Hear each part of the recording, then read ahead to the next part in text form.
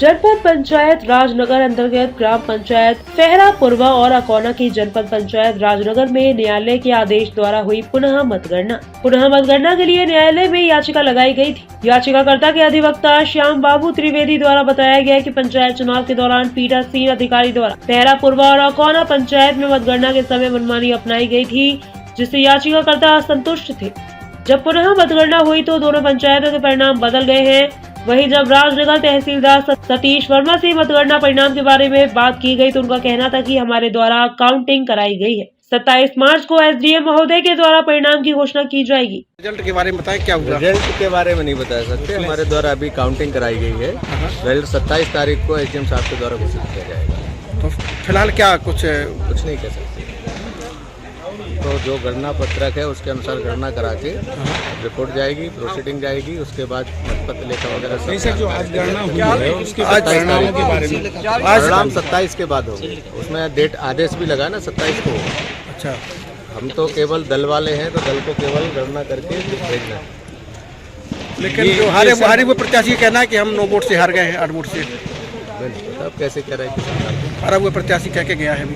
हारे हुए प्रत्याशी काउंटिंग उसने की, किस्मत मतदान केंद्र कितने मिले हैं जोड़ा हुआ। हमारे यहाँ से भी पत्रक नहीं बना। नहीं सर, तो उन्हें तो अभी आप रिजल्ट के बारे में नहीं बता सकते? रिजल्ट के बारे में का ये जो पंचायत के चुनाव का जो रिकाउंटिंग हुई, आप क्या कहना चाहेंगे? आप चूंकि पक्षकार के वकील भी हैं, उनके देखिए, याचिकाकर्ता की जो पीठासीन अधिकारी ने मनमानी प्रक्रिया अपनाई थी अकोना और फेहरा पूर्वा के पंचायत निर्वाचन में, उससे असंतुष्ट थी और उसका कहना था कि वहां मतगणना का कार्य निर्वाचन नियमों के अनुरूप नहीं हुआ। जो उसके पक्ष के मत थे उनको निरस्त बता दिया और आज की रिकाउंटिंग में ये विरोधी पक्ष के सामने स्पष्ट हो गया। जो मत निरक्ष मत के रूप में रखे गए थे वो हमारे फेवर में निकले। तो अभी परिणाम तो नहीं आया है, उसके लिए तो रिपोर्ट तैयार करके ये जो रिकाउंटिंग का दल था वो सब डिवीजन ऑफिसर मजिस्ट्रेट को प्रस्तुत करेगा, उसके बाद होगी।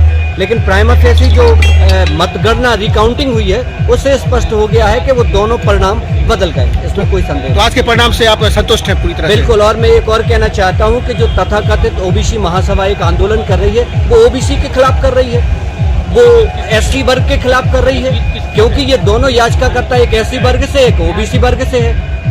तो ये सरासर राजनीति कर रहे हैं। कोर्ट के मामले पर इस प्रकार से राजनीति नहीं करनी चाहिए। ये न्यायालय की अवमानना है। जिन पीठासीन अधिकारियों की चुनाव में ड्यूटी लगाई गई थी, क्या उनकी लापरवाही ऐसी कुछ समझ में आया कि आपको कि उन्होंने लापरवाही की? देखिए, जो पंचायत राज एवं ग्राम स्वराज अधिनियम है उसमें जो व्यवस्था है उसके तहत रिकाउंटिंग हुई है। निश्चित तौर पर उन्होंने अनियमितता की थी, तब तो वो अनियमितता सामने आई है, लेकिन अब उनके लिए क्या नियम है वो प्रशासन देखेगा।